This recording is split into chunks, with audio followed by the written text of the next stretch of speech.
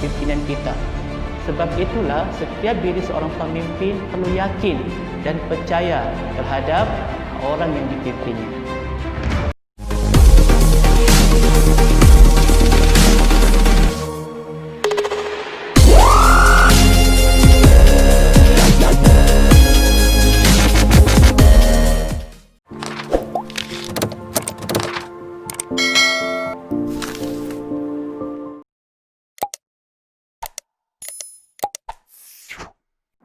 Bismillahirrahmanirrahim. Assalamualaikum warahmatullahi wabarakatuh. Alhamdulillahirabbil alamin wassalatu wassalamu ala asyrafil anbiya'i wal mursalin wa ala alihi wasahbihi ajmain. Alhamdulillah, sama-sama kita rafakkan kesyukuran kepada Allah Subhanahu wa taala kerana masih lagi diberikan nikmat iman dan Islam kepada kita semua, dan tidak lupa selawat dan salam ke atas dengan besar Nabi Muhammad sallallahu alaihi wasallam, para kerabat baginda, sahabat-sahabat baginda dan para tabi' dan tabi'in, dan juga para mujahid mujahidah yang masih bertebaran di muka bumi Allah dalam menyampaikan dakwah Islam itu. Baiklah, alhamdulillah. Hari ini saya akan berkongsikan tentang pemimpin yang baik dalam konteks Islam. Walaupun tidak secara menyeluruh, saya akan berikan kepada semua tentang tips-tips menjadi pemimpin yang baik. Sebelum kita menelusuri apakah maksud ciri-ciri pemimpin yang baik, kita fahami dulu takrifan pemimpin itu apa. Pemimpin adalah suatu proses menggerakkan sekumpulan manusia menuju sesuatu yang telah ditetapkan melalui dorongan yang tidak memaksa. Maka kepemimpinan yang baik menggerakkan manusia untuk memenuhi kehendak jangka panjang. Melalui takrifan ini, maka kita boleh lihat sebagai seorang Muslim, kita telah mengetahui pemimpin teladan yang menjadi model kepada kita adalah Rasulullah sallallahu alaihi wasallam yang dikaruniai 4 sifat, iaitu yang pertama sekali siddiq, iaitu kejujuran, amanah, terpercaya, tabligh, iaitu komunikatif, dan fatona, iaitu cerdas. Baiklah, saya akan teruskan dengan ciri-ciri yang perlu ada kepada pemimpin supaya menjadi lebih baik. Yang pertama sekali adalah kita perlu membuat orang lain menjadi lebih baik.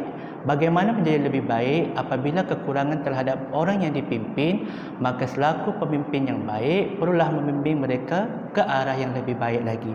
Pun begitu, yang kedua, kita perlulah membantu mereka dan membimbing melalui kepintaran dan ilmu yang ada pada seorang pemimpin. Sebab apa?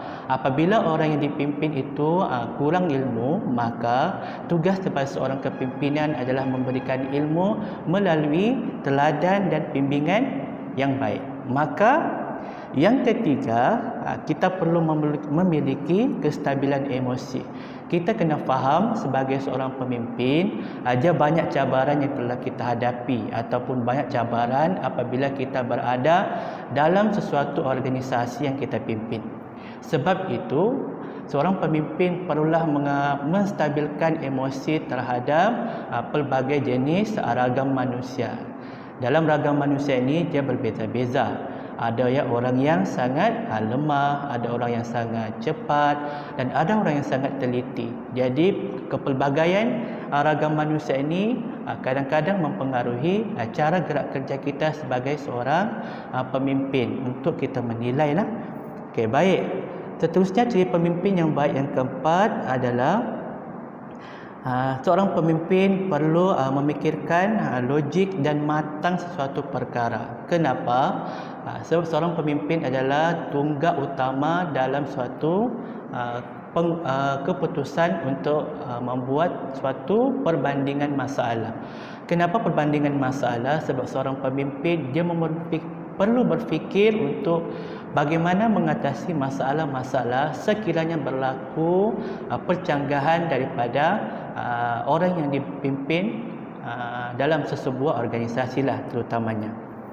Okey, baiklah. Ciri pemimpin yang baik yang seterusnya iaitu lebih kurang juga memfokuskan untuk menyelesaikan solusi dan bukannya memikirkan lagi tentang masalah yang sedia ada.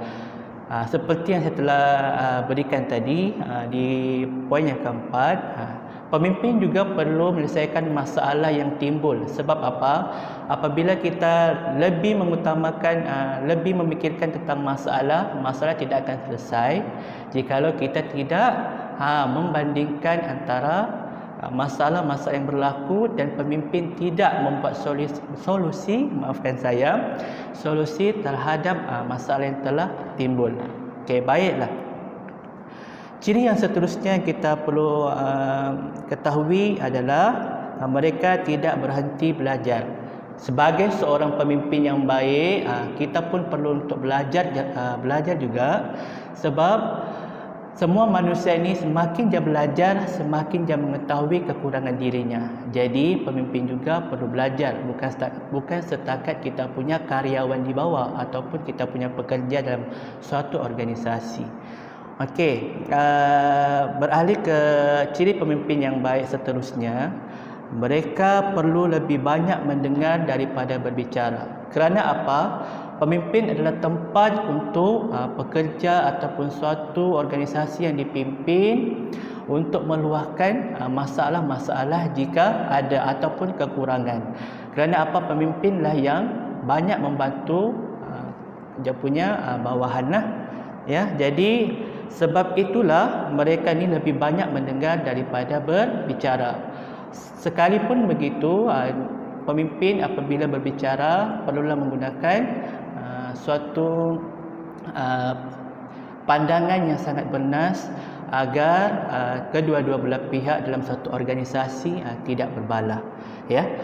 Jadi seterusnya iaitu komunikasi secara efektif. Sebagai seorang pemimpin yang baik, kita perlu mengetahui komunikasi adalah satu perkara penting menjadi seorang pemimpin. Kerana apa? Komunikasi ini lebih memberikan kita peluang dan ruang kepada kita punya pekerja, karyawan ataupun suatu tampuk yang dipimpin mengetahui ataupun memberikan suatu input kepada mereka. Apabila pemimpin tidak menguasai komunikasi, maka tiada perbincangan antara dua hal lah. Contohnya apabila pemimpin ingin menyampaikan sesuatu kepada pekerja ataupun orang lain, maka penyampaian itu tidak sampai kepada orang yang dipimpin dan masalah akan berlaku lah, iaitu masalah komunikasi. Baiklah, yang kesembilan, ciri pemimpin yang baik adalah kena yakin dan percaya diri terhadap tanggungjawab yang dipimpin. Sebab apa? Apabila kita yakin dan percaya, maka orang lain akan percaya terhadap kepimpinan kita. Sebab itulah setiap diri seorang pemimpin perlu yakin dan percaya terhadap orang yang dipimpinnya. Okey, yang ke-10 adalah prihatin terhadap orang lain.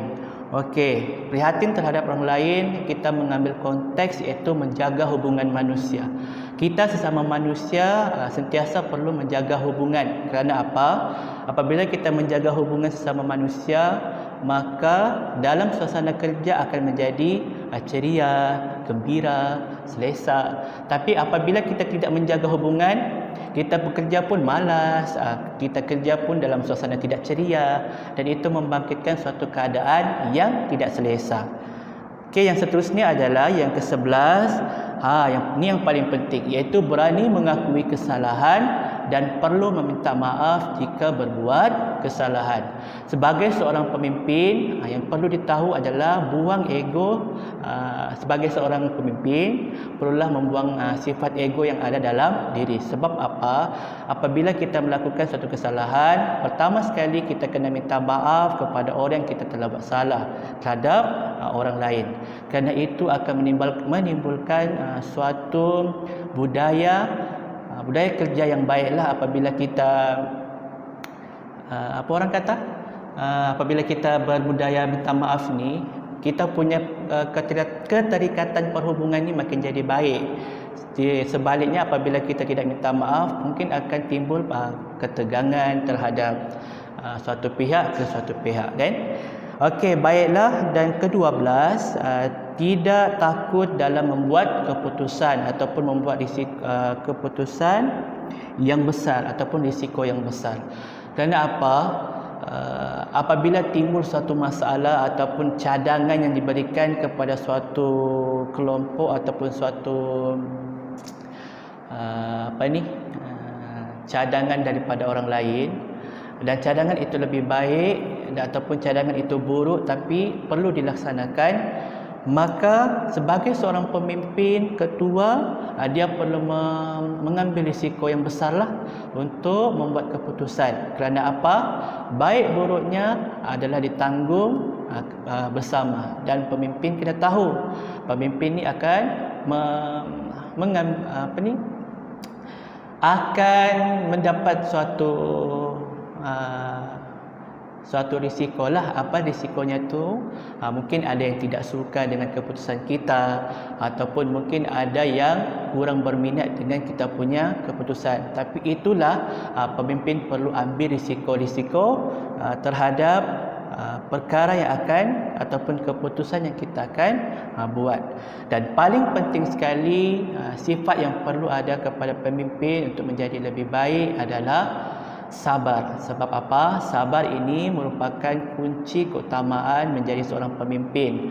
Apapun yang berlaku, sama ada keadaan baik ataupun tidak, pemimpin perlulah menjadi seorang yang penyabar dengan terhadap ragam manusia ataupun ragam tempat kerja, ragam di sekolah dan sebagainya. Apabila ciri-ciri pemimpin ini lahir 13 ni, maka lahirlah sifat-sifat pemimpin yang asasnya, iaitu pertama, senang menyesuaikan diri dengan keadaan. Apabila lahir 13 ciri-ciri pemimpin yang baik, maka sifat seorang pemimpin secara tidak langsung kita boleh menyesuaikan diri di mana-mana saja. Sama ada kita berpindah ke tempat lain dan dilantik sebagai seorang pemimpin, kita mudah untuk menyesuaikan diri dengan keadaan-keadaan orang yang sekeliling di tempat yang baru. Okey, dan yang kedua adalah apabila sifat-sifatnya lahir, kita kena berwaspada dengan persekitaran sosial. Okey, secara tidak langsung kita kena berwaspada dengan persekitaran ini. Kerana apa? Kita perlu menilai bagaimana seseorang bekerja dengan cara tindakan mereka sendiri. Sebab ragam manusia tidak sama, kan? Okey, sifat asas pemimpin yang akan lahir selepas ciri-ciri pemimpin yang baik. Yang ketiga ialah bercita-cita tinggi dan berorientasikan pencapaian. Okay, apabila kita sudah mempunyai ciri 13 ciri tadi, secara tidak langsung, secara automatik kita ingin bercita-cita tinggi. Kita ingin memajukan suatu perusahaan, ataupun kita ingin memajukan sebuah sekolah, ataupun perkara-perkara yang membawa keuntungan kepada syarikat, dan mestilah berorientasikan pencapaian. Okey, dan yang keempat adalah bekerjasama dengan orang lain. Bila kita dapat bekerjasama ni, secara tidak langsungnya kita dapat berdiplomasi dan bijaksana, dan kita boleh berhubung dengan orang lain. Okey, dan juga perkara yang kelima adalah tegas. Okey, tegas ni dalam konteks saya kongsikan dengan anda adalah kebolehan berkomunikasi. Selaku pemimpin yang baik, sifat ketegasan itu perlu ada. Namun perlu diketahui oleh semua masyarakat dan semua sahabat-sahabat, kita perlulah belajar. Tegas ini adalah melalui kebolehan kita berkomunikasi dengan orang sekeliling. Baiklah, yang keenam adalah dominan atau berkuasa, iaitu berkeinginan untuk mempengaruhi orang lain. Apa dia berkeinginan untuk mempengaruhi orang lain? Adalah mempengaruhi tentang bagaimana orang lain ini menjadi seperti kita, iaitu lebih baik. Sekiranya kita punya orang sekeliling yang bekerja dengan kita ataupun di bawah kepimpinan kita tidak bermotivasi, kita sebagai pemimpin adalah mempengaruhi orang lain supaya turut bermotivasi seperti kita. Dan yang ketujuh adalah cergas, kebolehan untuk mentadbir. Sebagai seorang pemimpin, mesti ada kebolehan untuk mentadbir sesuatu sama ada sekolah, syarikat ataupun yang paling penting sekali adalah kerajaan. Okey, baiklah. Yang ke-8 adalah kita perlu ada sifat-sifatnya akan ada keyakinan diri. Dengan keyakinan diri yang ada, maka orang akan lebih percaya kepada kita untuk memimpin. Ke-9, sama juga sabar terhadap tekanan yang melanda diri seorang pemimpin. Sebab sama seperti tadi, tekanan-tekanan tu ada, pemimpin ini perlu sabar dengan keadaan-keadaan tersebut. Pun begitu, yang ke-10 yang paling penting sekali adalah bertanggungjawab. Bertanggungjawab adalah merupakan salah satu perkara yang perlu dititik beratkanlah. Sebab apa? Memetik hadis daripada Sahih Bukhari, kalian semua adalah seorang pemimpin dan setiap pemimpin akan dipertanggungjawabkan terhadap orang-orang yang di bawah pimpinannya. Maka oleh itu, apa-apa yang kita pimpin, apa-apa yang kita sama ada dalam perusahaan, sekolah, kerajaan ataupun dalam konteks keluarga maupun kepribadian diri kita sendiri, perlulah kita dipertanggungjawabkan dan akan ditanya di depan Allah Subhanahu Wa Taala, dan apakah yang akan kita pimpin. Maka setakat itu sahaja untuk perkongsian pada hari ini, iaitu bagaimana kita ingin melahirkan ciri-ciri pemimpin yang baik. Yang baik itu datangnya daripada Allah Subhanahu Wa Taala, yang buruk itu datangnya daripada kelemahan saya sendiri sebagai manusia yang lemah. Assalamualaikum warahmatullahi wabarakatuh.